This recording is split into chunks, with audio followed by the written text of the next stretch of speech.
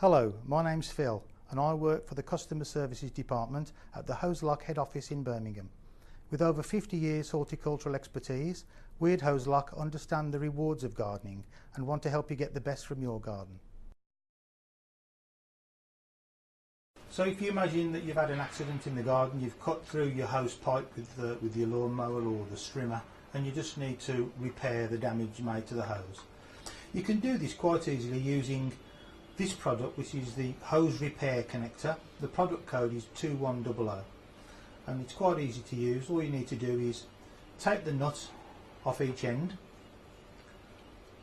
and get the two pieces of hose that you want to join together. Obviously if you've damaged the hose in some way, you need to cut away the damaged part and get back to some nice fresh hose.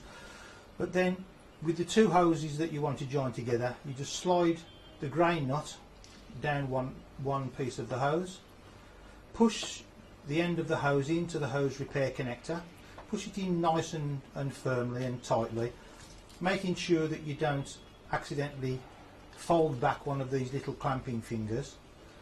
You push the end of the hose nice and tightly in, and then you just tighten the clamping nuts to compress the claws and hold the piece of hose in place. That's gripped nice and tightly.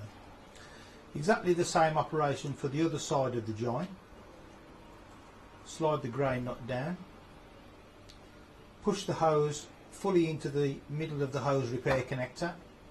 Sometimes it's good to give it a little twist just to make sure it goes fully home, and again tighten the nut fully up so that it's nice and tight. You can then grab each nut and twist them in opposite directions to further tighten them so that it's a nice tight firm joint. And that's it, you've repaired your hose or you've joined two pieces of hose together. That's it, job done.